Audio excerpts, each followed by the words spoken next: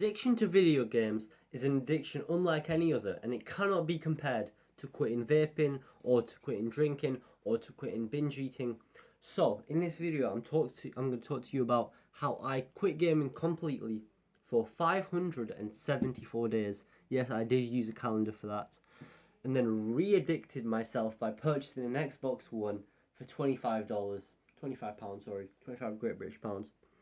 And I'm going to tell you the approach that you need to get rid of this habit, which is absolutely killing your potential, using up your free time.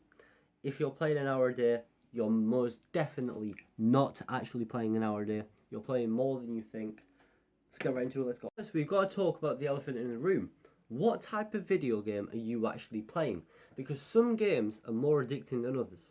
And the number one thing for a video game to be addicting is the replayability factor.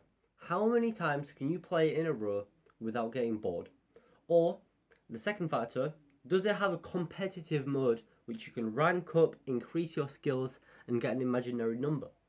Now, the game that I got addicted to has both of them, and that is Smite Battleground of the Gods, made by Hi-Rez Studios. Now, this game is basically League of Legends and Dota 2 combined. Instead of looking top down, you're in a third person perspective using real mythological gods. Now, how many different characters are there in this game?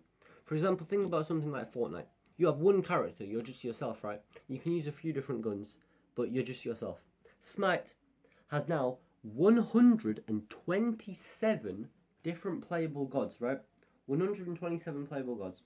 Alongside that, 6 different game modes. Alongside that, 5 different roles that you can play each god in. Alongside that, like 100 different items that you can build for every god, and the order that you build the items and the combination, and how you decide to play against the enemy.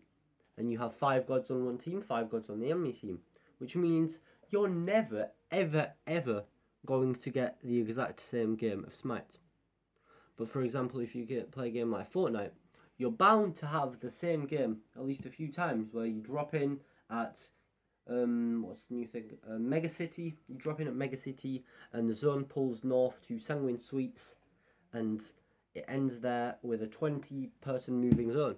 You're most likely going to have to repeat that quite a few times because Fortnite's a limited game. But games like these can keep you playing forever and ever. Number one reason why people play video games is because they don't have anything else to fill their free time with, and they aren't achieving anything in that free time. So why not get a false sense of achievement? For example, when you rank up from gold to platinum, it's going to be a very high hitting source of dopamine. When you get that quadra kill, 4 kills in a row without dying, it's going to be a big hit of dopamine. However, the dopamine from actually doing something productive, like for example, learning a language, it's going to be a skill which takes you around 500 hours to complete. And you're only going to get that dopamine hit once you actually start speaking the language quite well with native people.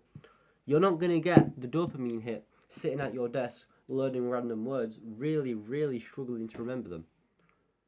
But on Smite, you're going to get a dopamine hit every single game, every time you get a kill, every time your teammate gets a kill, every time you level up, which is 20 times in one game. There is a hell of a lot of dopamine hits in video games that you literally cannot stop. So the number one thing is you have to progressively deload your time by filling your days with other activities. For example, what was this activity for me? Well, the activity was running, long distance running. Now, what's cool about long distance running is it takes a fucking long time to run the distance, and by the time you're back, you don't have as much time to play video games. Boom, right there, you just reduce your daily playtime. And keep in mind, the playtime you think you have is nowhere near the playtime you actually have, because you're waiting in the queue, you're waiting in the lobby, you're waiting for your friend to join, you're going to the toilet and back, you're cooking something in the microwave. Trust me, your playtime is not 2 hours, it is most likely 2 hours and 45 minutes. The issue with video games is how little you're actually doing for your future. If you think about it, everyone is in a competitive race. It's one person versus the other versus the other versus the other 8.7 billion times. And they're all going towards different goals, but ultimately towards the goal of fulfilling their purpose in life. And at least a few people in that race are going to have the same purpose as you. So by turning on that video game, you're literally leaving the race and going to have a nap or something, because that video game is not going to have any impact on you moving forward in the race. And a big facade with these games that have a ranked system is if you're the highest rank in the video game, for example a master, that you're going to be able to turn professional. Even in these games, there's an absolutely huge skill barrier between the people who play it professionally and get a full-time job to the people in the highest competitive ranks. If you're Diamond 2, you're literally like 20% of the way to being a professional. You're like ahead of 80% of the player base, but you're nowhere near a professional. Therefore, professional gaming is not a career to pursue.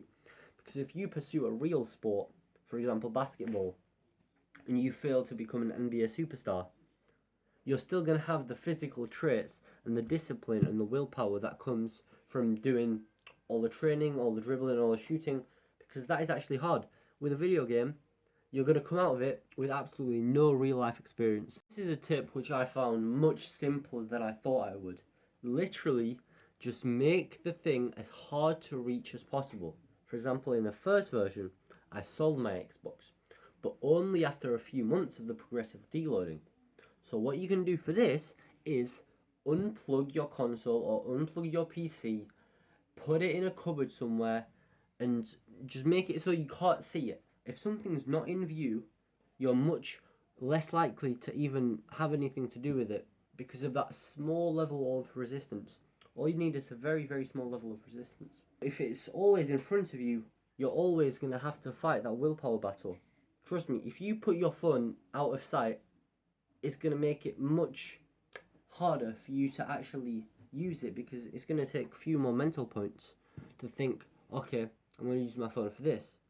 Okay, I have to stand up, go to the other room, open the cupboard, take out the things on top of the phone, open the phone, turn on the phone, then open whatever you were going to do. Now, if you're in a life and death scenario, then obviously I think you would be the dead person, not having time to call the ambulance. However, I think quitting a phone addiction is more important than saving someone's life in an ambulance scenario. The rank is not going to give you anything after a few. If any of you stick to the end, I guarantee no one stuck to the end. So comment down below if you have, and peace. And that is where we are climbing.